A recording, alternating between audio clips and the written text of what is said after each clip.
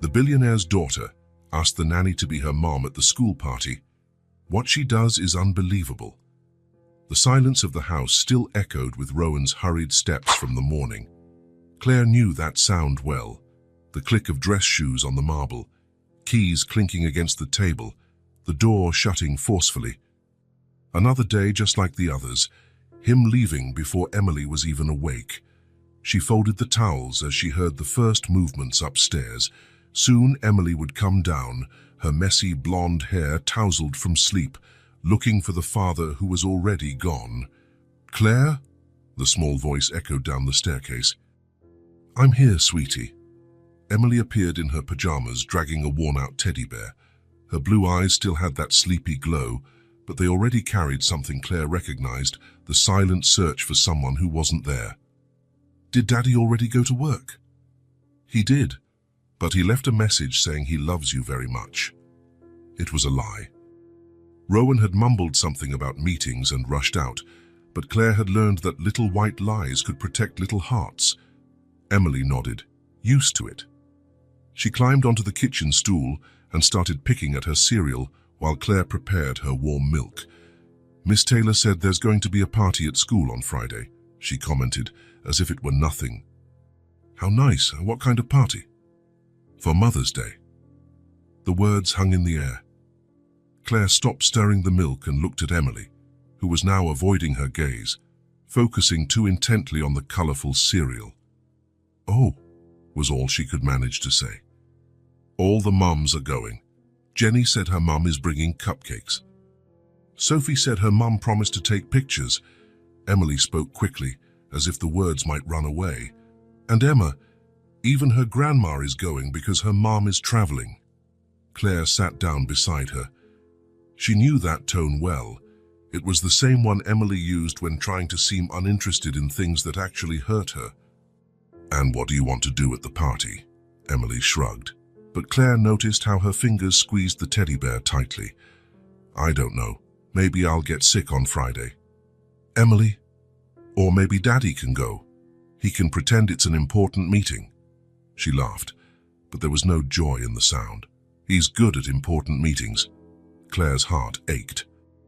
In 6 months of caring for Emily, she had seen Rowan attend 0 school events. There was always something urgent, always a client who couldn't wait. "Your dad loves you very much. You know that, right?" "I know." Emily stirred her cereal forcefully. "But love doesn't show up in pictures." The sentence hit Claire like a punch. 4 years old, and Emily already understood things some adults took a lifetime to learn. They ate breakfast in silence. Emily didn't even eat half, pushing the colorful little stars from one side to the other. Claire pretended not to notice. "I'm going to brush my teeth," Emily announced. "Don't forget to floss," Claire called out, receiving an irritated "I knows" in response. She washed the dishes slowly, lost in thought. Emily was smart, funny, full of life. But there was something about her that resembled a flower, trying to grow in the shade. Always stretching, searching for a light that stubbornly refused to arrive. Rowan wasn't a bad father. He loved his daughter, worked hard to give her the best. The house was proof of that. Expensive toys, designer clothes, a private school. But Emily didn't need things. She needed presence. "Ready!" Emily came running back, now in her uniform. Claire checked her backpack, packed her lunch and tied her shoes. The usual routine, executed with the usual care. On the way to school, Emily was quiet. Claire tried to cheer her up with music and conversation, but the little girl just nodded, lost in thought. "Claire?" she said when they were in the school drop-off line. "Yes?" Emily looked around, seeing other children being dropped off by their mothers. Some were chatting excitedly about the party, showing off colorful notes. "Would you—" she started, but then stopped. "What is it, sweetie?" "Nothing, bye." She ran inside before Claire could insist, but not before Claire saw that look, the same one of someone who wants to ask for something, but is afraid of the answer. The day passed slowly. Claire cleaned the house, went to the grocery store, prepared lunch. Simple work, but she liked the feeling of taking care of the space where Emily was growing up. Rowan called at 2 in the afternoon. "How is she?" "Good. A little quiet today." "Quiet how?" Claire hesitated. She could tell him about the party, about Mother's Day, about the way Emily pushed her cereal around, but Rowan was always rushing. And she had learned that men like him preferred to hear that everything was fine. "Just tired. Maybe she slept poorly." "Okay, I'll be late. Meeting until 9. "Of course, she'll have dinner and be in bed on time." "Thank you, Claire. I don't know what I'd do without you." The call ended before she could respond. Claire sometimes wondered if he truly saw what she did there. Not just the food, the cleaning, the practical care, but the smiles she drew from Emily, the tears she wiped away, the fears she chased away at bedtime. At 3:30, she was waiting at the school gate. Emily came out walking slowly, her backpack dragging on the ground.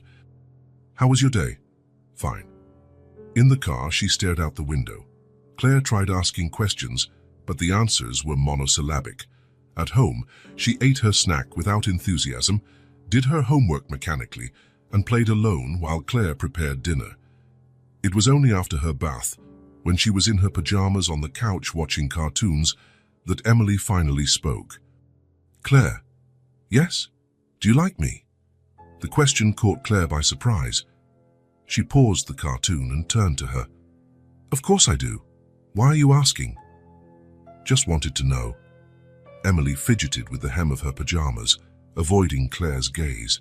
There was something there, something she wanted to say but couldn't find the words for. How do you think I'm nice?" "I think you're the nicest little girl in the world." "Really? Really?" Emily smiled for the first time that day, a small but real smile. "Claire?" "Yes?" She took a deep breath, like someone about to dive into deep water. "Could you be my mum at school?" The world stopped. Claire felt her heart race, her hands grow cold. Emily was looking at her with those blue eyes full of hope and fear, waiting for an answer that could either break or heal something very fragile. "Emily, I know you're not my real mum," she said quickly, as if she needed to explain before Claire could say no, "but you take care of me like you are. You make food I like. You brush my hair the right way. You remember to leave the hall light on, and I really wanted someone to go with me." The words came out in a single breath, honest and painful. Claire saw not just a child asking for company, but a little girl trying to fill a void the size of the world. "Please," Emily whispered. "Just this once." Claire looked at that small child on the big couch, holding a worn-out teddy bear, asking for something so simple and yet so profound, and she knew that regardless of the complications, regardless of what Rowan might think, regardless of everything, she couldn't say no. "Of course," she said, her voice almost breaking. "Of course I can." The smile that lit up Emily's face was like the sun appearing after a storm. She jumped off the couch and threw herself into Claire's arms, hugging her tightly, like someone embracing a dream that had finally come true. "Thank you," she mumbled against her neck. "Fisa, thank you, thank you, thank you." Claire closed her eyes and hugged her back, feeling something shift inside her chest. She didn't know exactly what it was, but she knew it was important. She knew that innocent request had moved something that had been still for a long time. And as she held Emily in her arms, a certainty formed. Some things in life don't need an explanation. Sometimes love is simply saying yes when someone needs you. On Friday morning, Emily woke up before her alarm clock. Claire found her in the kitchen, already dressed in the blue dress she had picked out the night before, trying to comb her own hair with both hands. "Let me help," Claire said, taking the brush. "Do you think I look pretty?" Emily asked, nervously fidgeting with her feet. "I think you look beautiful." And it was true. The blue dress highlighted Emily's light eyes, and there was something different in the way she carried herself today, an anticipation that made her shine from within. "And you? Are you going to look pretty too?" Claire laughed. She had chosen a simple beige dress, nothing too flashy. She didn't want to draw attention, Just be there for Emily. I'll do my best. I bet you'll be the prettiest mom at the party." The word mom made Claire's heart skip a beat. She still wasn't used to the idea, but seeing Emily's smile, she knew she had made the right decision. Breakfast flew by.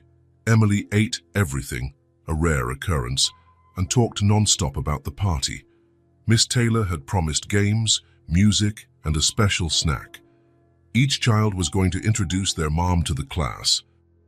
"What are you going to say when you introduce me?" Claire asked in the car. "I'm going to say you're my heart, Mom," Emily replied, as if it were the most natural thing in the world. "Heart, Mom." The words echoed in Claire's head the entire way to school.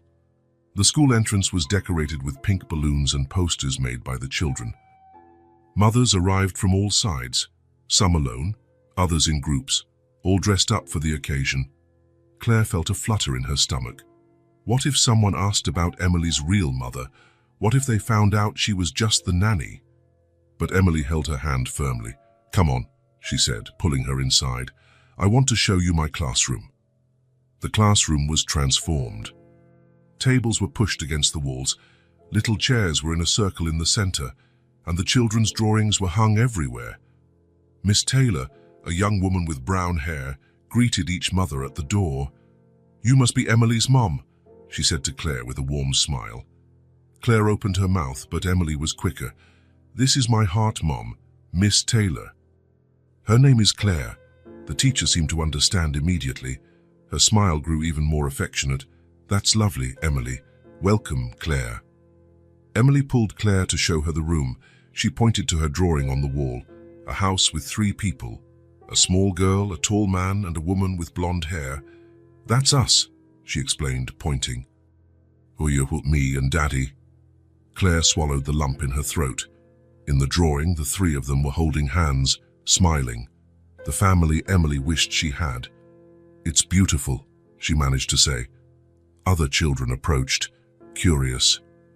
Emily introduced Claire to each of them with evident pride. "This is Emma," she said, pointing to a girl with braids. "Emma, this is my heart, Mum." Emma waved shyly. Her grandmother, an elegant lady, greeted Claire kindly. "What a sweet term," she commented. "Heart, Mum." The party began with all the children sitting in the circle. Miss Taylor asked each one to introduce themselves along with their guest. When it was Emily's turn, she stood up, full of pride. "This is Claire," she said to the class. "She's my heart, Mom. She makes the best sandwiches in the world, knows all the princess stories, and never forgets to leave the light on when I'm scared." The silence that followed was different from an awkward silence. It was the kind of silence that happens when something very beautiful and true is said. Claire felt her eyes well up. She stood beside Emily and waved to the class. "Hi, everyone. It's a pleasure to meet Emily's friends." Miss Taylor started clapping, and soon all the other mothers joined in. Emily beamed with happiness. The rest of the party passed like a dream. They played bingo, sang songs, and did an art activity where each child decorated a picture frame to give to their mother. Emily took great care with hers. She glued golden stars around the frame and wrote in her crooked handwriting, "For my heart, Mom." "It's for you," she said, handing it to Claire. "Thank you, sweetie. I'll keep it forever." At snack time, they sat together at a small table. Emily chatted excitedly with the other children, telling jokes and laughing loudly. Claire noticed how different she was, more relaxed, more confident. "She's radiant today," commented Sophie's mother, a red-haired woman who sat next to Claire. "She really is. You two have a very special bond. You can see it from a mile away." Claire looked at Emily, who was now helping a smaller classmate open her juice box. "She's an incredible little girl. And you're a very lucky mom." The word mom still sounded strange to Claire's ears, but less and less so. Maybe because today, seeing Emily so happy, she really did feel a bit like a mom. The party ended with a performance by the children. They sang a song about mother's love, making adorable gestures with their little hands. Emily sang while looking directly at Claire, smiling from ear to ear. When the song finished, She ran into Claire's arms. "Did you like it?" "I loved it. You sang so beautifully." On the way out, several mothers greeted Claire. Some commented on how happy Emily seemed. Others complimented the girl's dress. No one asked intrusive questions. No one questioned it. In the car, Emily couldn't stop talking. "Did you see how much Emma liked you? And Sophie's mum said my dress was beautiful. And Miss Taylor said I was the child who participated the most today. You really were very excited." "It's because I was happy." Emily paused, thoughtful. "You know, Claire, I used to be jealous of the other kids at school. They had moms who went to the parties, who knew the teachers, who knew their friends' names." Claire adjusted the rearview mirror to get a better look at Emily's face. "And today? Today, I was just like them. Today I had someone too." Claire's heart swelled in a good way. She understood in that moment that she hadn't just accompanied Emily to a party. She had filled a hole the little girl had been carrying for a long time. At home, they had lunch together at the kitchen table. Emily recounted every detail of the party one more time, reliving each moment. "Can I tell you a secret?" she asked, finishing her food. "Of course. I made a wish when I was singing the song." "What wish?" "That you could be my heart mom forever. Not just at school, but at home too." Claire was speechless. Emily continued, her voice soft. "Daddy is nice, but he doesn't know how to braid hair. And he doesn't remember my favorite ice cream flavor. And he never reads stories with different voices like you do. Emily, I know you can't live here forever. I know one day you'll leave, but until then, can you keep being my heart mom?" The question was so pure, so full of hope, that Claire felt like crying and smiling at the same time. "Of course I can. Promise. I promise." Emily jumped from her chair and hugged Claire tightly. "Thank you for today. Thank you for letting me have a party just like the other kids." That evening, after dinner and a bath, they snuggled on the couch to watch a movie. Emily was quiet, but it was a good quiet, the kind of someone who is content. "Time for bed," Claire announced when the movie ended. Emily didn't complain. She walked up the stairs slowly, still half asleep. Claire helped her into her pajamas and brushed her teeth. In bed, Emily curled up under the covers, holding her worn-out teddy bear. "Claire?" "Yes?" "It was the best day of my life." The words came out in a whisper, but reached Claire's heart with the force of a shout. She kissed the girl's forehead and tucked in the covers. "Sleep well, sweetie." "I love you, heart mom."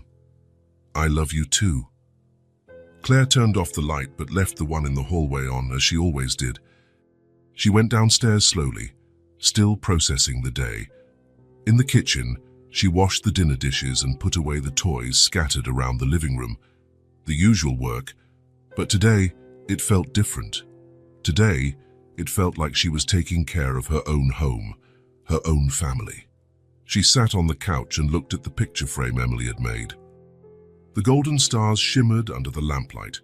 "For my heart, Mom," the crooked letters said. Claire held the gift against her chest and closed her eyes. "It was the best day of my life," Emily had said, and Claire knew she would cherish that sentence like a precious secret for the rest of her life. Some things didn't need to be explained or complicated. Sometimes love was just that, being present, being chosen, truly mattering to someone. And today, for the first time in a long time, Claire felt like she truly mattered to someone. In the days that followed the party, something changed between them. Emily started seeking out Claire in a different way, not just when she needed something, but when she wanted to share a thought, a feeling, a small discovery. It was Monday morning, and Rowan had left even earlier than usual, a 3-day business trip to London. The house felt even quieter without him. "Claire," Emily came down the stairs, dragging her feet, still in her pajamas. "Good morning, sleepyhead. Did Daddy already leave for his trip?" "He did, but he left this for you." Claire pointed to a card on the kitchen table. Emily opened it slowly and read aloud. "To my princess, Daddy will be back on Thursday. Be good for Claire." I love you. She folded the card carefully. He always writes the same thing. He loves you very much. I know. Emily climbed onto her stool and rested her chin in her hand. But sometimes I wonder if he misses me when he travels. The question caught Claire off guard. It was the kind of reflection she didn't expect from a 4-year-old. Of course he does. Why would you think he doesn't? Because he never calls when he's away. And when he comes back, he doesn't ask what I did. He just asks if I was good. Claire served the cereal and sat down next to Emily. There was a quiet sadness in the girl's blue eyes. Maybe he doesn't know how to ask other things. You always know what to ask. Yesterday you asked what color I dreamed in, if I liked the story Miss Taylor told, and if my knee still hurt from when I fell. It was true. Claire found herself paying attention to the details of Emily's life in a way she hadn't even realized. It wasn't work, it was genuine interest. It's different, I spend all day with you. Daddy lived with me when I was a baby. Before Mommy left, Claire stopped stirring her own coffee. Emily never talked about her mother. Rowan had only mentioned that she had left the picture when Emily was very young. Do you remember her? Not really. Sometimes I think I do, but Daddy said it's just my imagination. Emily stirred her cereal without eating. I have a picture of her on my desk. She was pretty like you. Like me. Blonde hair, light eyes, but her face didn't have that kind look yours has. Claire felt something tighten in her chest. Emily observed the world so deeply for a child. What do you mean? In the picture, she's smiling, but her eyes look empty. Is like when Daddy smiles but is thinking about work. Emily finally took a spoonful. Your eyes always match your smile. The conversation stayed in Claire's head all day. As she folded laundry, prepared lunch, and organized toys, she thought about Emily's mother. How could a woman abandon such a special child? In the afternoon, on the way home from school, Emily was quiet in the car. How was your day? Fine. A pause. Claire? Yes. Sophie asked if you were my real mom. And what did you say? That you were more of a real mom than a lot of real moms. Claire smiled in the rearview mirror. That was very smart. It was the truth. Sarah's mom yells at her all the time. Tom's mom never remembers to pick him up from school. Emily paused. You never do any of those things. Because you're important to me. Am I? The question came out small, vulnerable. Claire parked the car in the garage and turned around. Of course you are. You're one of the most important people in my life. Really? Really? Emily smiled, but the smile soon faded. Claire, can I ask you something? Always. Why don't you have any kids? The question hit a sensitive spot. Claire was in her late 30s, had been in serious relationships before, but had never reached the point of thinking about marriage or children. I just haven't found the right person to have a family with yet. Do you want to have kids one day? Yes, I think so. And if you had a daughter, would you want her to be like me? Claire's heart melted. She unbuckled her seatbelt and turned completely toward Emily. If I had a daughter, I would be very happy if she were exactly like you. Really? Really. You're funny, smart, kind, and brave. Emily was silent for a few seconds. Sometimes I pretend you're my mom, not just at school. At home too. What do you mean? When you make my sandwich, I think my mom is making my lunch. When you help me brush my teeth, I think my mom wants me to have healthy teeth. When you leave the light on, I think my mom knows I'm scared of the dark. Each sentence was like a small revelation. Claire realized that, without noticing, she had become the mother figure Emily never had. And how do you feel when you pretend that? Happy. Emily fiddled with the teddy bear she always kept in her backpack. But also a little sad. Why? Because it's just make-believe. They went inside in silence. Emily went straight to the living room and flopped onto the couch, still in her uniform. Claire followed and sat beside her. Do you want to talk about it? About what? About feeling sad. Emily curled up on the couch, hugging the teddy bear to her chest. Sometimes I wonder what I did wrong. What do you mean? For my mom not to want to stay with me. The voice came out small, almost a whisper. Daddy said she left, but he never said why. Claire felt her heart break. She pulled Emily closer, letting the girl snuggle up beside her. Sweetie, you didn't do anything wrong. Nothing at all. But if I were a better girl, maybe she would have stayed. Emily, listen to me. Claire lifted the girl's chin so she would look into her eyes. You are perfect just the way you are. If your mother left, it was because she had her own problems, not because you weren't good enough. How do you know? Because I spend every day with you. I see how kind you are to your friends, how you help when someone gets hurt, how you worry when you think you've hurt someone's feelings. Emily snuggled even closer to Claire. I wish you were my real mom. I know. Not just for a day, or just at school, forever. Claire closed her eyes and kissed the top of Emily's head. The smell of baby shampoo mixed with the scent of a child made her feel something she had never felt before. Sweetie, do you think it's wrong for me to want that? It's not wrong. It's natural for you to want someone who takes care of you with love. But is it possible? Emily's eyes shone with hope. Can someone become a mom just by wanting it a lot? The question was so innocent, so full of longing, that Claire's chest tightened. Love makes a lot of things possible.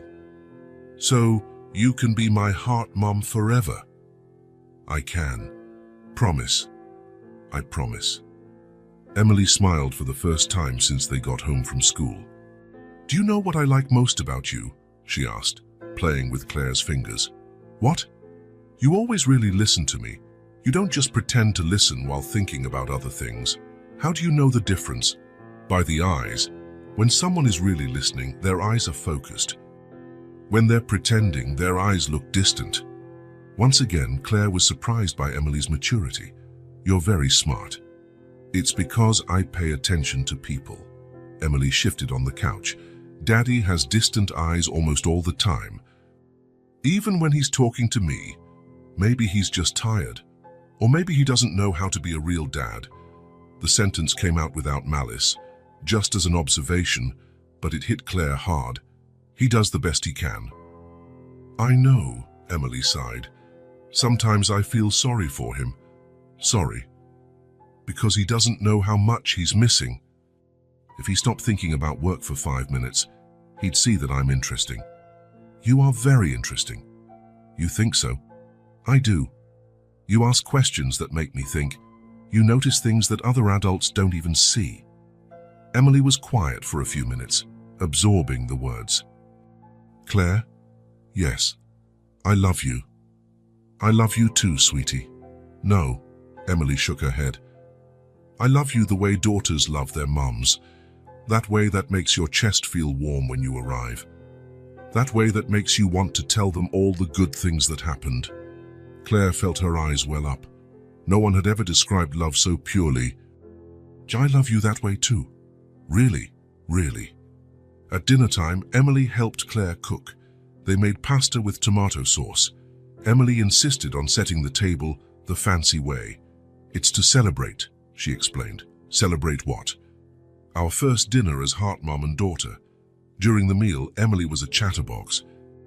She talked about every friend from school, every game from recess.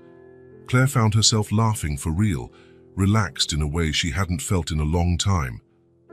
Can I tell you a secret? Emily asked, finishing her food. Always. I've never been this happy at home. Never? Never. Usually, when Daddy travels, everything is very quiet and sad. But today was different. Why? Because you weren't just here to take care of me. You were here because you wanted to be. Claire stopped chewing. It was true. In the past few days, she had stopped feeling like an employee. She was there because she wanted to be. Because Emily mattered to her in a way that transcended any professional obligation. How did you realize that? By the way you look at me now. Before, you took very good care of me, but it was different. Now you look at me like I'm yours." The word hung in the air. Yours. Claire didn't know when it had happened, but that was exactly how she felt. At bath time, Emily asked Claire to wash her hair. "Claire?" "Yes. If you ever leave, will you miss me?"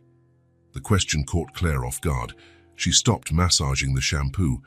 "Why are you thinking about that?" "Because everyone I like leaves. Mommy left. Sarah, the nanny before you, left." Claire rinsed Emily's hair carefully. "I'm not going anywhere. Promise. I promise that as long as you need me, I'll be here." "What if you get a boyfriend? What if he doesn't like me? Then he won't be the right guy for me." Emily turned in the bathtub to look at Claire. "Really? Really? Anyone who wants to be a part of my life will have to understand that you're important to me. Like a real family. Like a real family." After the bath, they snuggled in Emily's bed for the nightly story. But instead of asking for a book, Emily made a different request. "Tell me a story about us. About us. About a nanny who becomes a heart mom and a little girl who finally has someone who looks at her the right way." Claire made up a story about a little princess who lived in a very tall tower, cared for by kind but distant servants. One day, a fairy appeared disguised as a caregiver and filled the tower with laughter, hugs, and true love. "And then?" Emily asked, sleepy. "And then the princess discovered that sometimes the family you choose is more real than the family you're born into. Like us. Just like us." Emily snuggled under the covers, holding her teddy bear. "Claire, yes. If I could choose a mum, I would choose you." The words came out like a whisper but reached Claire's heart with the force of a declaration. "And I would choose you as my daughter," Claire replied, kissing Emily's forehead. "Forever. Forever." Claire turned off the light but left the one in the hallway on. She went downstairs slowly, still processing what had happened that day. In the kitchen, while washing the dishes, she thought about the love that had blossomed between them. It was a love that hadn't been planned, that had grown quietly until it became impossible to ignore. She looked at the picture frame Emily had made at the party, still on the living room table. "For my heart, Mom." The words gained more meaning with each passing day. She sat on the couch and closed her eyes. At some point, without realizing it, she had crossed an invisible line. She was no longer just Emily's nanny. She had become someone who loved that child in a deep and unconditional way. The weight and beauty of that love both scared her and filled her with joy. Emily was right. She now looked at the girl as if she were her own, and maybe, in all the ways that mattered, she really was. Rowan arrived from London on Thursday night, exhausted from the trip and 3 days of meetings. He expected to find the house in its usual silence, Emily already asleep, Claire tidying up the last few things before leaving. Instead, he was greeted by laughter coming from the kitchen. He paused at the doorway, observing a scene he had never witnessed before. Emily sitting on the counter, swinging her legs, excitedly telling a story about school. Claire was washing dishes but constantly stopping to respond, ask questions and laugh at the little girl's jokes. "And then Miss Taylor said my drawing was the most creative one in the whole class." Emily gestured with enthusiasm. "Creative how?" asked Claire, genuinely interested. "Because I drew our family, but instead of normal people, I made us superheroes. You were Super Heart Mom, I was Giggle Girl, and Daddy was Busy Man." Claire burst out laughing. "Busy Man? What's his power?" "He disappears whenever the phone rings." They laughed together, and Rowan felt a strange sensation in his chest. When was the last time he had heard Emily laugh like that? When was the last time she had spoken about him in such a light-hearted way? "Daddy!" Emily saw him in the doorway and jumped off the counter, running to hug him. "You're back." "Hi, Princess." He lifted her off the floor but continued to watch Claire. "How was the trip?" "Productive." Rowan put Emily down. "How did she behave?" "Perfectly, as always." "Daddy, you have to see what I made at school." Emily pulled his hand. "And I learned a new song." and Claire taught me how to make heart-shaped pancakes, and we watched a movie about dolphins, and... Rowan blinked, surprised. Usually, when he returned from a trip, Emily barely looked at him, answering his questions with monosyllables. Now she was talking so much she hardly took a breath. "Whoa, slow down," he laughed. "So one thing at a time, but I have so many things to tell you." Emily bounced on her feet. "Did you miss me?" The question caught him off guard. Did he? He had thought of her during the trip, of course, but more in the sense of hoping everything was running smoothly at home. "Of course I did." "Good.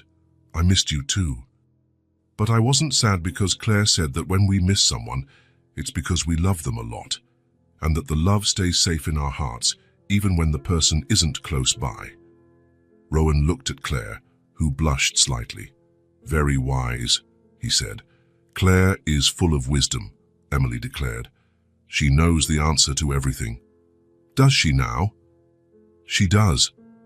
She knows why the sky is blue, why dogs wag their tails when they're happy, and why sometimes we cry even when we're not sad." Rowan began to realize that something had changed in the dynamic of the house. There was a different energy, a lightness he didn't remember feeling before. "Well, I think it's time for you to go to bed," Claire said to Emily. "Oh, no! Daddy just got home." "She can stay up a little longer," Rowan intervened. "After all, I was away." Emily smiled radiantly and threw herself onto the couch. Rowan sat beside his daughter, and Claire hesitated before settling into the nearby armchair. "Tell me about your trip, Daddy. Were there a lot of important people there?" "There were. Lots of business executives, some politicians. And do they also stay away from their kids when they travel?" The question was innocent, but it hit Rowan hard. He looked at Emily, who was staring at him with genuine curiosity. "Some of them do, yes." "That's a shame. I bet their kids miss them too." There was something in the way Emily spoke that was different. She seemed more confident, more articulate, as if she had found her voice. Rowan took out his phone and showed her a few pictures from the trip. Emily asked questions about everything: the buildings, the people, even the hotel where he stayed. "Did you eat by yourself?" she asked. "Most of the time, yes." "How sad. Eating alone is no fun." Emily turned to Claire. "Tess, we always eat together, don't we, Claire? And we always talk about interesting things." "What kind of interesting things?" Rowan heard himself ask. "About the dreams I had, what I learned in school, the birds that build nests in the backyard." Emily paused. "Do you want to have dinner with us tomorrow?" "I promise I'll ask you interesting questions too." The invitation was so sincere, so full of hope, that Rowan felt a tightness in his chest. Of course, that would be great. "Really?" Emily's eyes lit up. "You won't have a meeting?" "I won't have a meeting. Not even an important phone call." "Not even an important phone call." Emily clapped her hands. "That's going to be the most special day. We can cook together. Claire taught me how to make lots of yummy things." After Emily went to bed, Rowan stayed in the living room with Claire. "She's different," he commented. "Different how?" "More alive, more talkative." He paused. "Happier, I think." Claire smiled. "She's an amazing little girl. She just needed someone to really talk to. Really talk to. You know, ask questions about what she thinks, not just about what she did. Listen to the answers. Laugh at her jokes." Rowan felt a bit embarrassed. "I ask questions. You do." Claire's response was gentle, but they're usually practical questions. "Or how was school? Did you do your homework? Did you brush your teeth? And what kind of questions do you ask? What was the funniest thing that happened today? If you could have a superpower, what would it be? What color do you think dreams are?" Rowan was silent, absorbing her words. She likes those questions. She loves them. And her answers are always surprising. On Friday morning, Rowan woke up with a strange feeling. For the first time in years, he didn't feel the urge to rush to the office. He wanted to stay home, to spend time with Emily. He called his secretary and cancelled all his appointments for the day. Really? Emily couldn't hide her surprise when he announced he was staying home. The whole day. The whole day. And what are we going to do? Whatever you want. Emily thought for a few seconds. Can I really choose? You can. Then I want us to cook together, the three of us, like a real family. The phrase, like a real family, echoed in Rowan's mind. Was that what was missing? The feeling of family. They spent the morning in the kitchen. Emily directed the operation like a little chef, teaching her father the techniques she had learned from Claire. Rowan was surprised by his daughter's patience, by the gentle way she corrected his mistakes. No, Daddy, you have to stir slowly, or the egg will turn rubbery, she explained, holding his hand to guide the movement. Claire taught me that cooking is about care, not about rushing. Rowan watched Claire, who was preparing a salad on the other side of the counter. She smiled as she watched the father and daughter work together. Claire, aren't you going to help us? Emily asked. You two are doing great on your own, but it's more fun when everyone participates. Claire joined them, and Rowan noticed how her presence changed the dynamic. Emily became more relaxed, more herself. Can I ask you something? He said to Claire as they chopped vegetables. Of course. How do you get her to talk so much? She usually barely answers when I ask about her day. Claire paused, thinking about her answer. I think it's about showing that you really want to know, not just because it's a father's duty to ask, but because you're genuinely interested in the answer. And how do I show that? By asking follow-up questions. If she says she had a nice day at school, ask what exactly was nice about it. If she mentions a friend, ask about the friend. Rowan watched Emily, who was focused on mixing the ingredients. You do that so naturally. Because I genuinely care about the answer. Claire looked at him. And you care too. You just need to show it. In the afternoon, they went out to the backyard. Emily wanted to teach her dad how she and Claire took care of the plants. Rowan was surprised to find that his daughter knew the names of all the flowers and recognized the birds that visited the garden. How did you learn all this? He asked, genuinely impressed. Claire teaches me. She says it's important to pay attention to the world because it's always showing us incredible things. Rowan looked around his own backyard as if seeing it for the first time. When had he stopped noticing the things around him? Want to see something cool? Emily pulled his hand to a corner of the garden. We planted these seeds last week. Look, tiny green sprouts were emerging from the soil. What did you plant? Sunflowers. Claire said they always face the sun, as if they're looking for the light, just like me when you come home from work. The comparison touched Rowan in an unexpected way. Emily always looking for him, waiting for his attention, just as the sunflowers sought the sun. Thors, that's very beautiful, princess. When they grow, they'll be huge, taller than me.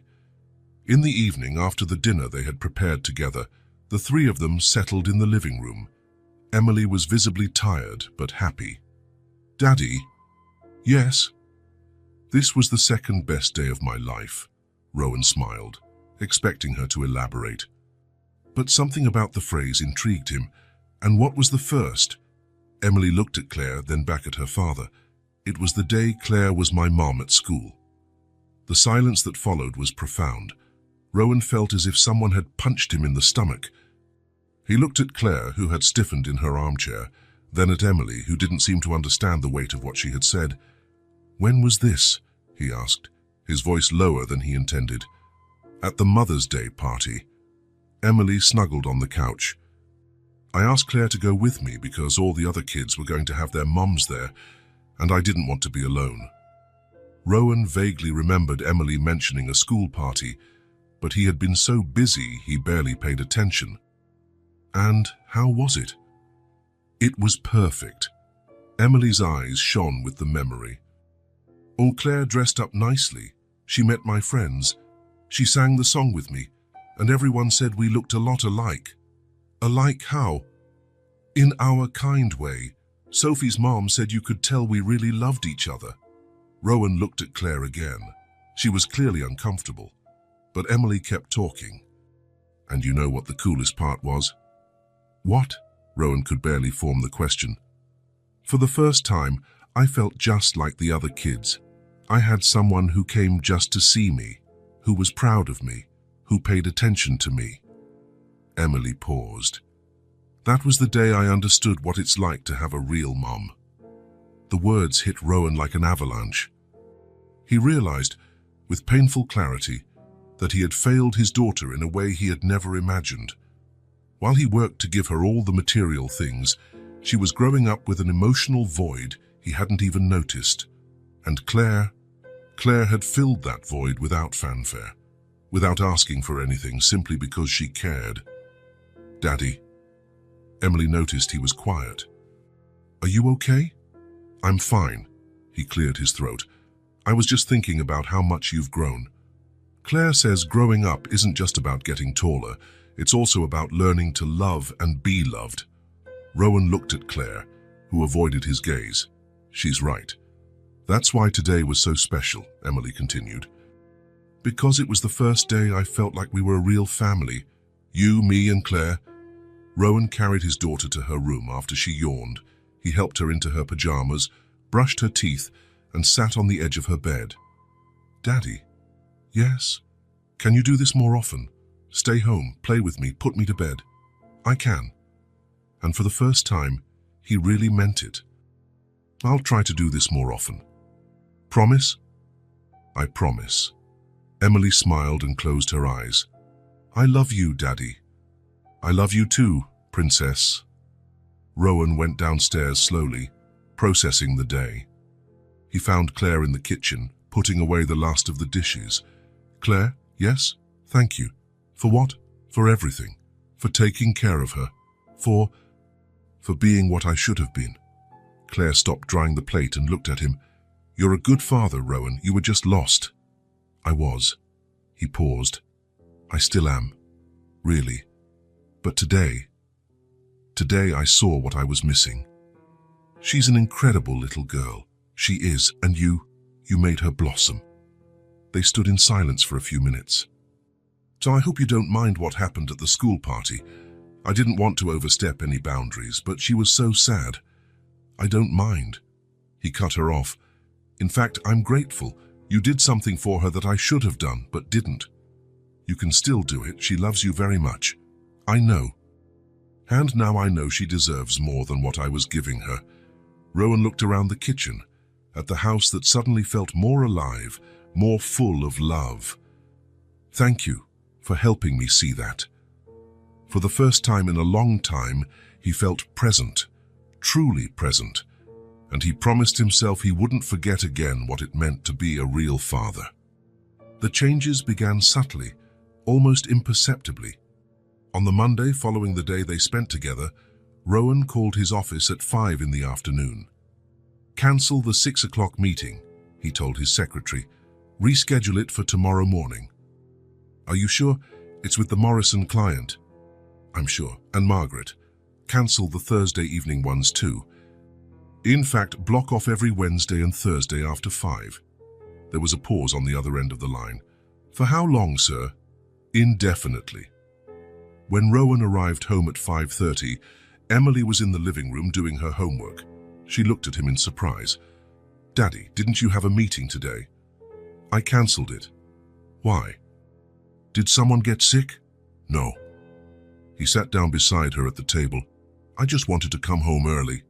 Emily blinked, as if she couldn't process the information. Really? Really? Can I help with your homework?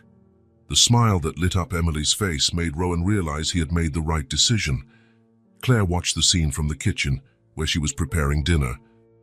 There was something touching about seeing the father and daughter together at the table, Rowan patiently helping Emily with her math problems. No, Daddy, Emily said, laughing. 5 + 3 isn't 9. It's not. Rowan feigned confusion. Then what is it? 8, Emily giggled. For you're pretending you don't know.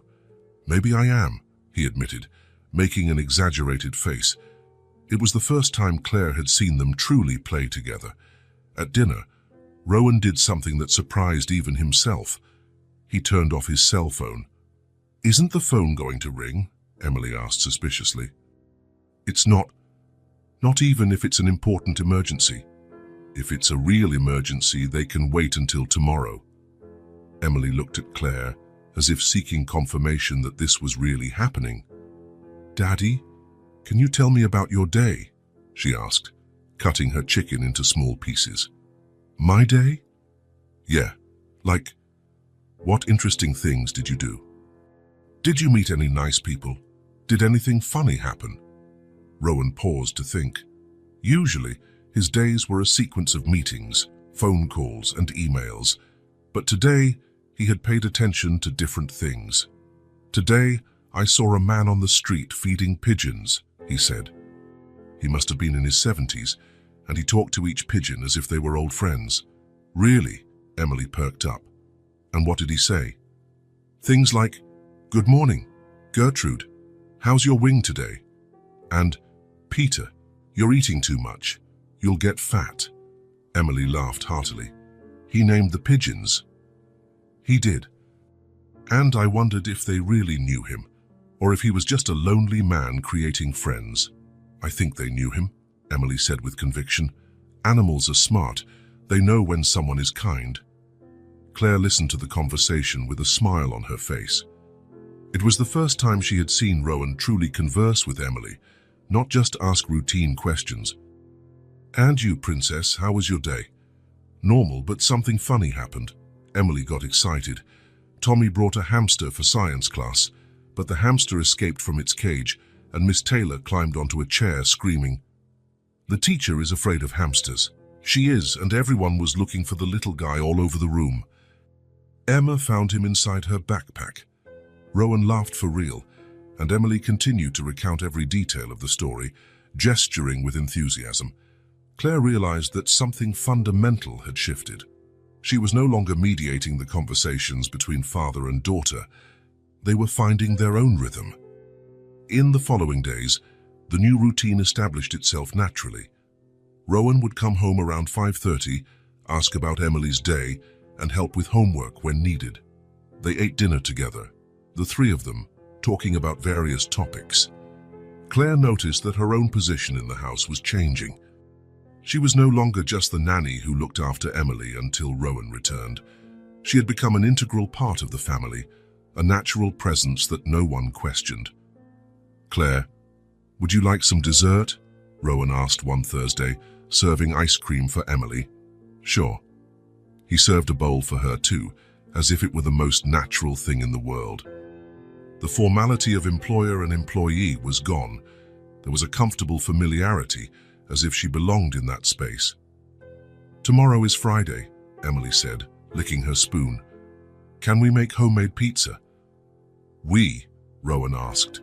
"You, me, and Claire, like a Friday night tradition." Rowan looked at Claire. "So what do you think?"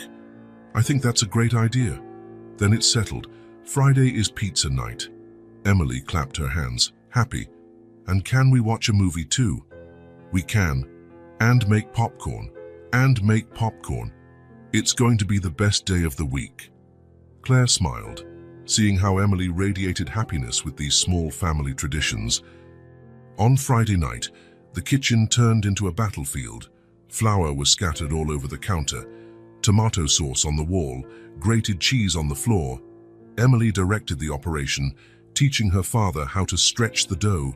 "No, Daddy, you have to spin it, not pull it," she laughed, trying to correct Rowan's disastrous technique.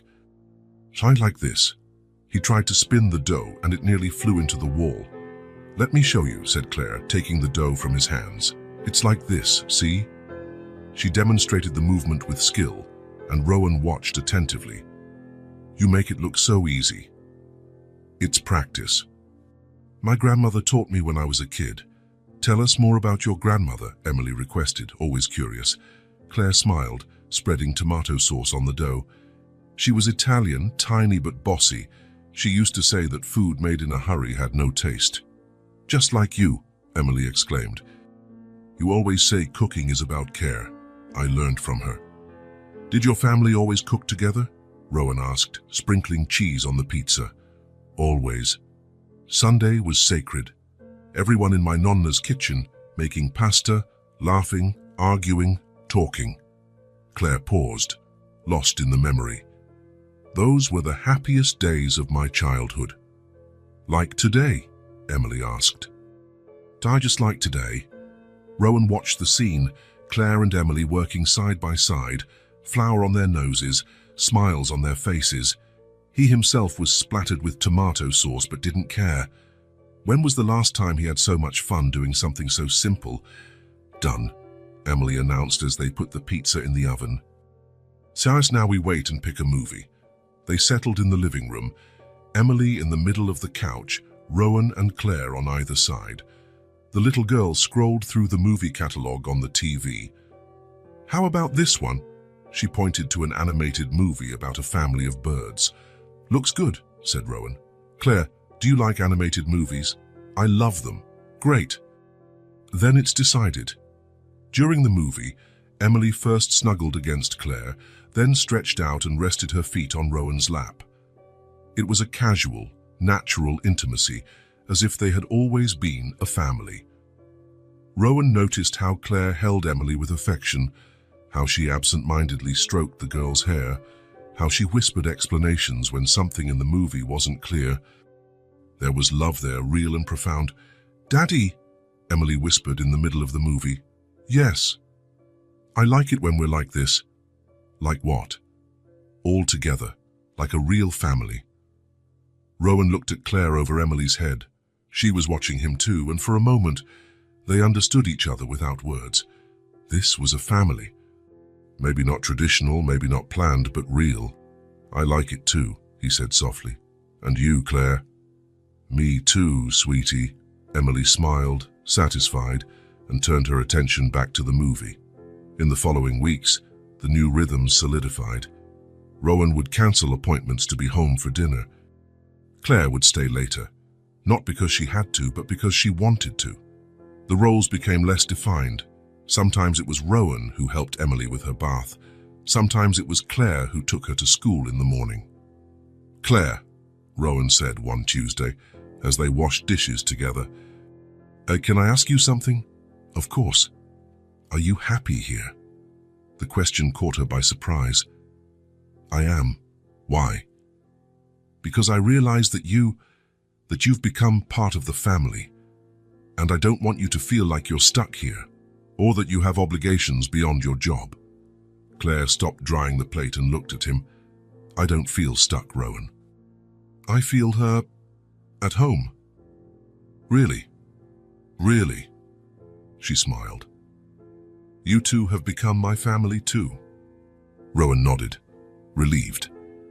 That's good, because I don't know what our life would be like without you anymore. It was true. In just a few weeks, Claire had become as essential as the air they breathed, not just for Emily, but for him too. She had brought lightness to a house that was too heavy, love to a space that was too empty. Rowan? Yes. Thank you. For what? For letting me be a part of all this. They smiled at each other, and Rowan knew that, finally, his family was complete. It was a typical Friday in their new routine. Homemade pizza, a movie on the couch, Emily between Rowan and Claire, the three of them sharing popcorn and laughter. The house was filled with that warm energy that had become natural over the past few months. Time for bed, princess? Rowan said when the movie ended. Oh no, 5 more minutes, Emily pleaded, snuggling closer to Claire. Tomorrow is Saturday. You can sleep in, Claire negotiated. Okay. Emily sighed dramatically. But will you take me to my room? Of course. Rowan collected the popcorn bowls while Claire helped Emily up the stairs. The nightly routine had become a sacred ritual between them, a warm bath, soft pajamas, brushing teeth with funny stories for each canine, and finally, bed with the worn-out teddy bear always nearby. What story do you want tonight? Claire asked, sitting on the edge of the bed. I don't want a story tonight, Emily said, surprising her. "No, I just want to talk." Claire tucked the covers around Emily. "About what?" "About us." There was something in Emily's voice, a seriousness that didn't match her 4 years of age. "What about us?" Emily held Claire's hand with both of her small ones. "Claire, you could be my real mum." Claire's heart skipped a beat. "So, sweetie." "No, listen." Emily sat up in bed, still holding Claire's hand. "I've thought a lot about this. You already do everything a mom does. You take care of me when I'm sick. You make yummy food. You help me with my homework. You listen to my problems. You hug me when I'm sad." The words tumbled out, as if Emily had rehearsed this speech several times. "And you really love me. I can see it in your eyes. And I love you too." Emily paused, her blue eyes shining in the dim light. "I love you." The simple phrase hit Claire like a wave. She felt her eyes well up. "I love you too, sweetie. So why can't you be my real mom?" The question came out small, vulnerable. "Don't you want to?" Claire swallowed hard. How could she explain to a 4-year-old the complexity of feelings she couldn't even process herself? "It's not about wanting to, Emily." "Then what is it about?" "It's complicated. Because you're not married to Daddy." The question caught Claire completely off guard. "It's more complicated than that." "But you like him, right?" Emily tilted her head. "I see you laughing together in the kitchen. You get along." Claire felt her face flush. It was true that she and Rowan had developed an easy friendship, a natural partnership, but, "Sweetie, sometimes things aren't as simple as they seem." "But they could be," Emily insisted, "if you wanted them to be." Claire kissed the girl's forehead. "How about we get some sleep? Tomorrow is Saturday, remember? We can make heart-shaped pancakes." "Okay." Emily lay down, but she still held Claire's hand. "But promise you'll think about what I said?" "I promise." "You would be the best mom in the world. Even better than Emma says her mom is." Claire smiled, but felt a tightness in her chest. "Sleep well, my love. I love you, heart mom. I love you too." Claire turned off the light and left just the hallway one on Tato-san as she always did. She went downstairs slowly, Emily's words echoing in her mind. Rowan was in the kitchen, putting away the last of the dishes. "She fell asleep quickly tonight," he commented. "Yes." "Everything okay? You seem tense." Claire forced a smile. "Just tired. It's been a long week." "Why don't you head home and rest? I'll finish up here." "Thanks. I think I will." She grabbed her purse and keys, wished Rowan a good night, and walked out to her car. But instead of the usual relief of a job well done, she felt a strange weight in her chest. On the drive home, Emily's words replayed in her mind. "You could be my real mom. I love you." Claire's apartment was small and quiet, a stark contrast to the lively house she had just left. She threw herself onto the couch and finally allowed the tears to come. They weren't tears of sadness. They were tears of a joy so intense it hurt. Emily loved her. Not just as a nanny or a caregiver, but as a mother. The little girl wanted her to be her real mother, and that was exactly the root of the problem. Claire got up and went to the window, looking out at the empty street. What was she doing? At what point had she allowed the lines to become so blurred? When she started working for Rowan, the rules were clear. She was the nanny. She would take care of Emily during the day, keep the house organized, be professional and caring, but within appropriate limits. But when had she crossed those limits? When did she stop being an employee and start feeling like a member of the family? "She's not my daughter," she whispered to herself. "This isn't my home." The words sounded hollow because her entire heart screamed the opposite. Emily felt like her daughter. The house felt like her home. Rowan felt like what? A partner, a friend, something more. Claire shook her head, trying to push those thoughts away. This was dangerous. She was getting too involved, dreaming of things that didn't belong to her. What if Rowan met someone? What if he decided to get married? Where would that leave her? She would just be the nanny who got too attached, who would need to be gently dismissed so the new family could flourish. The thought made her feel nauseous. She walked over to the small desk in the corner of the living room and pulled out a sheet of paper. Without thinking too much, she began to write, "Dear Rowan, after much consideration, I have decided it's time for me to move on. These past months caring for Emily have been incredible, and she is an extraordinary little girl. But I feel I have fulfilled my role here, and that both she and you are ready for a new phase. I would like to give 2 weeks' notice so that you can find a suitable replacement. I can help with the transition and ensure that Emily adjusts well to the change. It has been a privilege to be a part of your lives. Sincerely, Claire." She reread the letter 3 times. The words were appropriate, professional, kind. They didn't reveal the emotional chaos she was feeling, nor did they expose how much her decision was tearing her heart apart. She folded the letter and placed it inside an envelope. She wrote Rowan's name on the front in careful handwriting. But then, instead of sealing the envelope, she left it on the desk and went to her bedroom.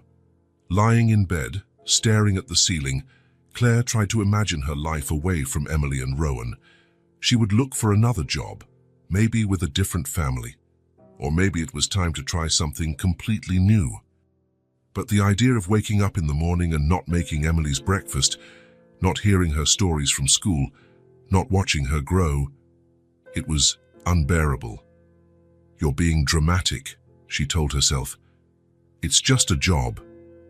But it wasn't just a job, and she knew it. It had stopped being just a job the moment Emily asked her to be her mom at the school party. Or maybe even before that, on the first day the little girl ran into her arms after getting hurt in the backyard.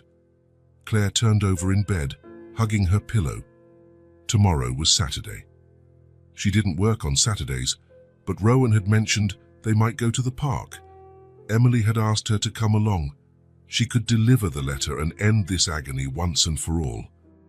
Or she could pretend last night's conversation never happened, continue in denial, and hope her emotions wouldn't betray her. But as she thought about it, the image of Emily holding her hand appeared in her mind. Her blue eyes shining with love and hope. "You could be my real mom," Claire cried until she fell asleep, exhausted from the war between her head and her heart. The next morning, she woke up with a terrible headache and swollen eyes. She looked at the letter on the living room desk, still unsealed. Her phone rang. It was Rowan. "Hi, Claire. Sorry to call on your day off, but Emily won't stop asking if you're going to the park with us today." Claire closed her eyes. "Rowan, I know it's your day off, so don't feel obligated." But she was so excited last night talking about it. "What time are you going?" "Around 10, we can swing by and pick you up." Claire looked at the letter again. "Okay, I'll go." "Great, she'll be thrilled." After she hung up, Claire took the letter and put it in a drawer. She couldn't do it, not today, maybe never.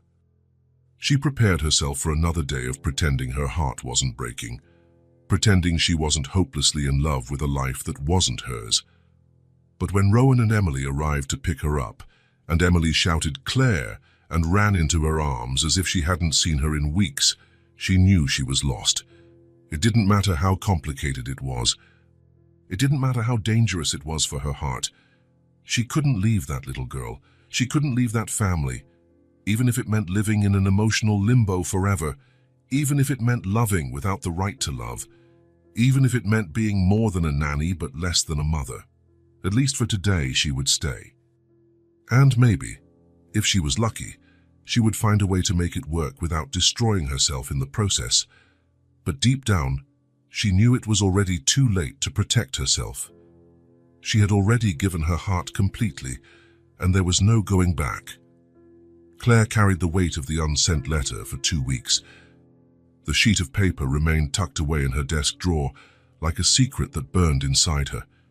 Every morning she woke up wondering if today would be the day she finally gave those words to Rowan, and every evening, seeing Emily's smile, she knew she couldn't.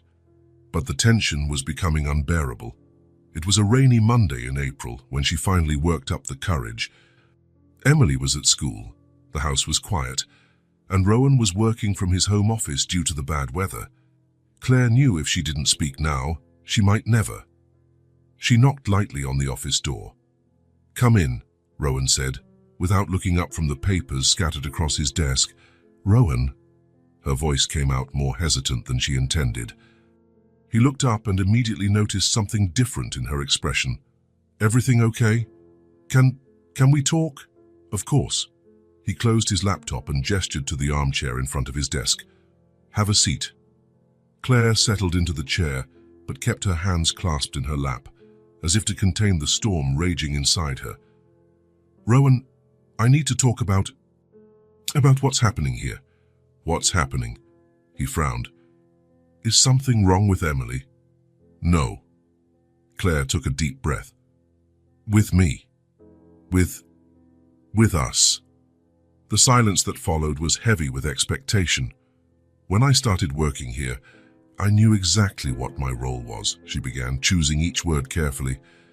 "So as to take care of Emily, keep the house organized, be professional and caring, but within clear boundaries." Rowan watched her intently but said nothing.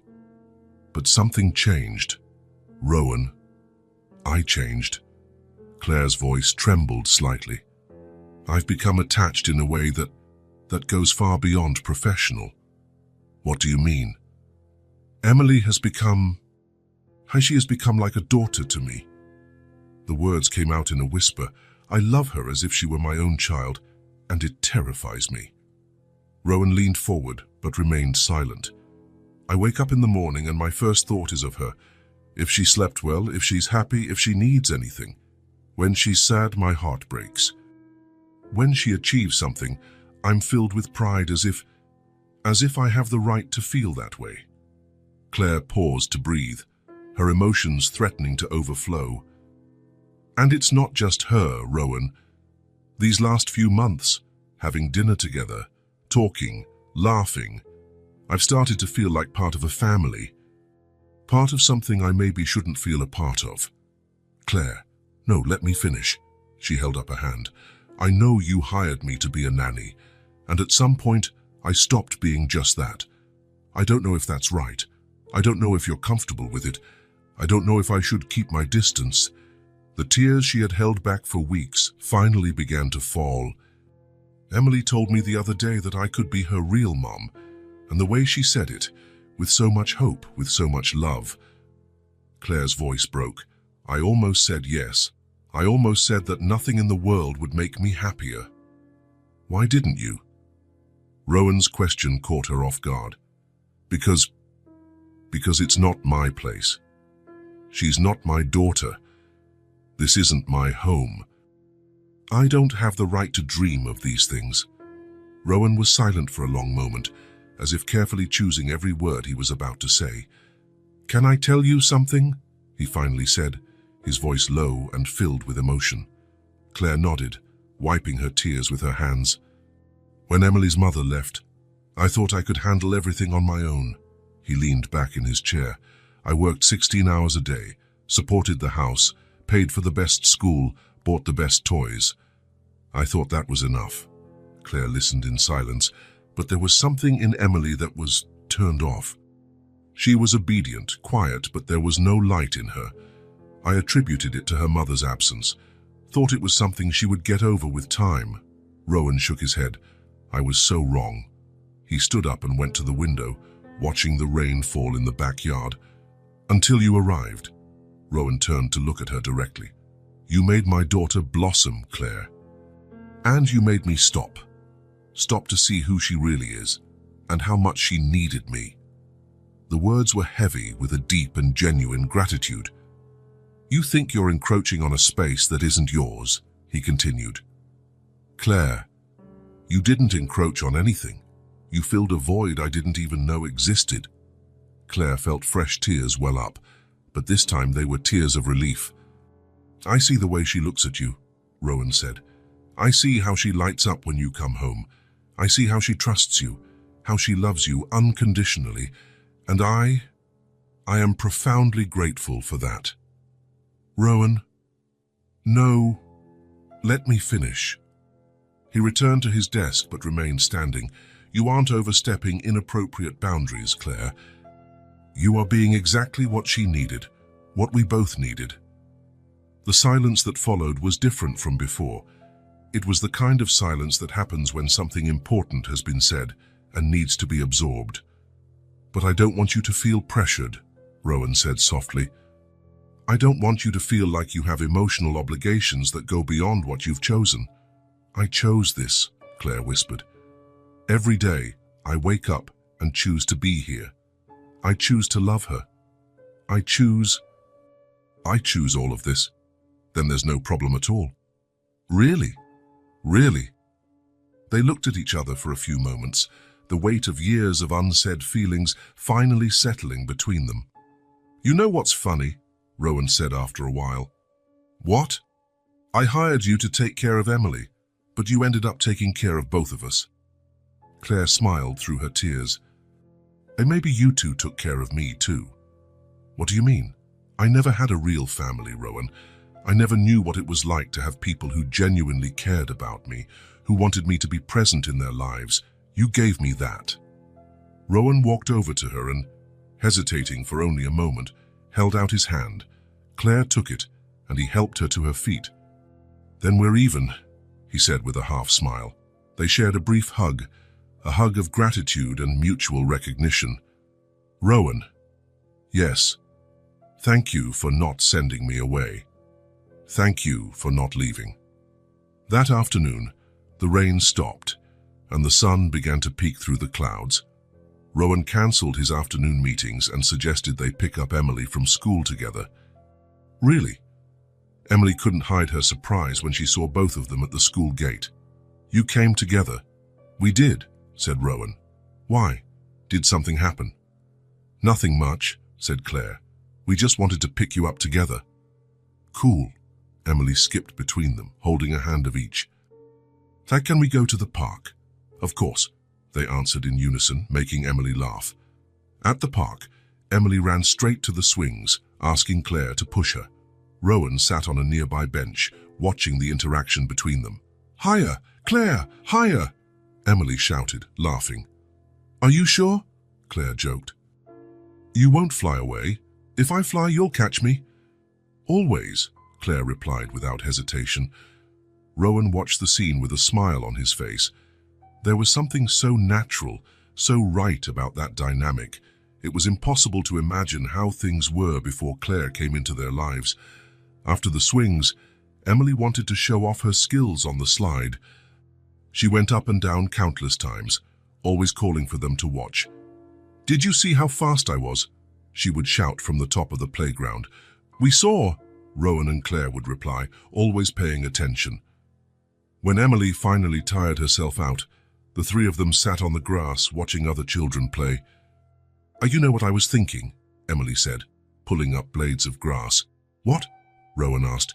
That we're a very weird family. Weird how? Claire laughed. Because most families have a daddy, a mommy, and kids. But we have a daddy, a heart mom, and me. Emily looked at them both. But it's a good family, right? Rowan and Claire exchanged a meaningful look. It's the best family, said Rowan. I agree, Claire added. Great. Emily flopped onto the grass, satisfied. Then it settled. They stayed there for another hour, Emily chasing butterflies, Rowan and Claire talking about trivial things, but with a lightness that hadn't existed for weeks. As the sun began to set, they decided to head home. "Size, can I make dinner tonight?" Emily asked in the car. "You?" said Rowan. "What do you know how to cook?" "Claire taught me how to make grilled cheese sandwiches, and I'm very good at it." "Then it's decided," said Claire. "Dinner by Chef Emily tonight." In the kitchen, Emily directed the operation with comical seriousness, giving detailed instructions to Rowan and Claire on how to slice the cheese and spread the butter on the bread. "No, Daddy, not like that," she would say, laughing. "Claire will teach you," and Claire taught him patiently, while Rowan pretended to be a difficult student to make Emily laugh. During dinner, as they ate the slightly burnt but lovingly made sandwiches, Rowan looked around the table and felt a sense of completeness he didn't know he had been searching for. "Claire," he said when Emily went to brush her teeth. "Yes, I thought I was doing everything right by securing her future. The best school, money saved for college, a well-structured career path." He paused. "But you showed me that what she needed was someone in the present." Claire just smiled, a smile that said more than any words could. Someone who paid attention to her now, who cared about her feelings now, who loved her now. "You do that too, Rowan." "I do now, I learn from you." They finished tidying the kitchen in companionable silence, each lost in their own thoughts, but united by the certainty that they had found something rare and precious. When Emily came down to say goodnight, she hugged them both tightly. "Thank you for the perfect day," she said. "Thank you," Rowan replied. "For what?" "For teaching us what it means to be a family." Emily smiled and ran back to her room. Rowan and Claire stood in the living room, the weight of the morning's conversation finally dissipating completely. "Claire." "Yes?" "Your daughter is calling," he said with a smile. Claire laughed, and for the first time in weeks, she felt no guilt or fear in accepting that title. She no longer had to ask if she was in the right place. Rowan no longer had to deny the obvious. His daughter was happier when Claire was there, and that was enough for both of them, more than enough. It was everything. It was a lazy Sunday in May. Emily was spread out on the living room floor, surrounded by crayons and sheets of paper, completely absorbed in her artistic creation. "What are you drawing?" Claire asked, sitting on the nearby couch. "It's a surprise," Emily replied without looking up, her tongue sticking out the corner of her mouth in concentration.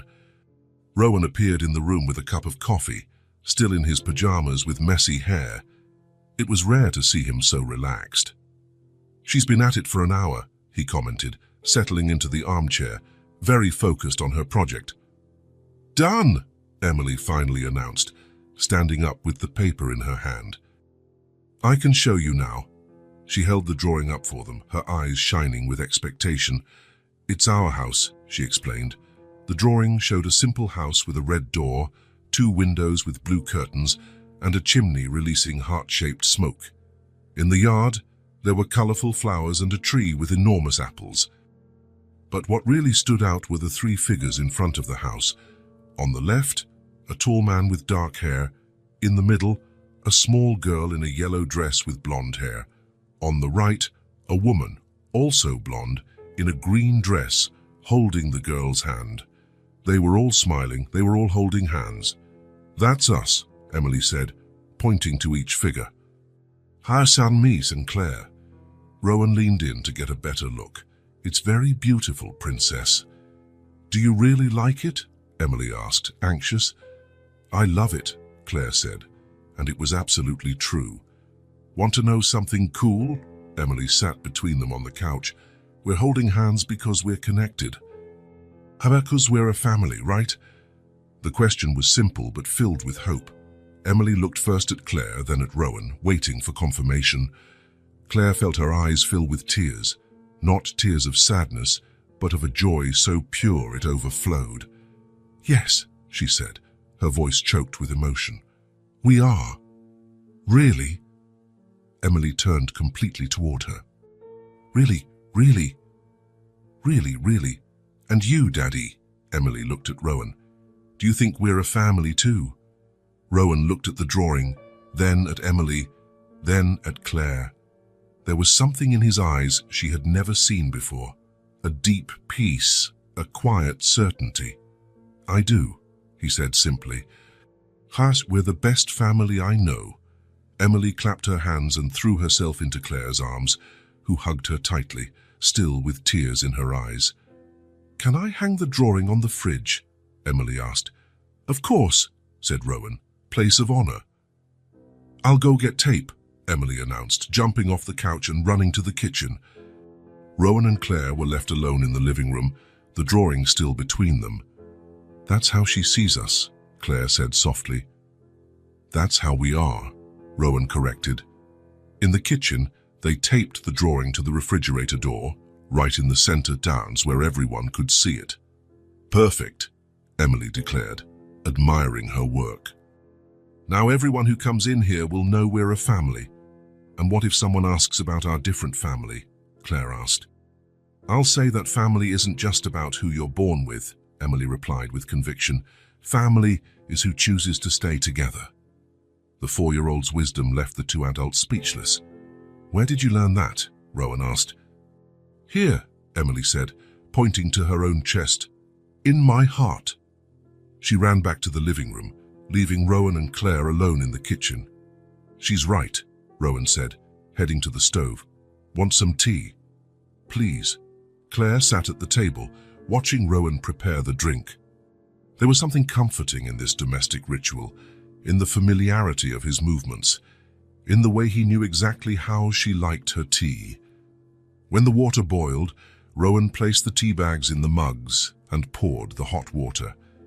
The steam rose, creating small aromatic clouds in the sunlit kitchen. He turned to hand a mug to Claire, and their eyes met. No words were needed. In the simple gesture of offering the tea, prepared exactly as she liked it, in the mug that had become hers, there was a silent acknowledgement. She belonged here. Thank you, she said, taking the mug. Always, he replied. They drank their tea in comfortable silence, watching through the window as Emily, who had gone out to play in the yard, chatted animatedly with the flowers, inventing stories about butterfly kingdoms. Rowan. Yes. Thank you for letting me be a part of all this. Thank you for wanting to be a part. I always wanted to, she admitted. From the first day, I think. I just didn't know if I was allowed. You are, he paused. You always were. Emily ran in through the kitchen door, her cheeks flushed from running in the sun. Can I call Grandma? She asked Rowan. I want to tell her about our drawing. Of course. Claire, will you come with me? I want you to talk to her too. Me. Claire was surprised. Are you sure? Of course, you're family now. When evening came and Emily was finally asleep, Rowan and Claire stood in the living room, looking at the drawing on the fridge through the open kitchen doorway. She has a talent for art, Rowan commented. She has a talent for many things, Claire replied, including seeing what really matters. Our daughter is very wise. Our daughter. The words hung in the air, natural and right. She is, Claire agreed. And in that moment, looking at the drawing of 3 figures holding hands in front of a house full of love, Claire knew she had found her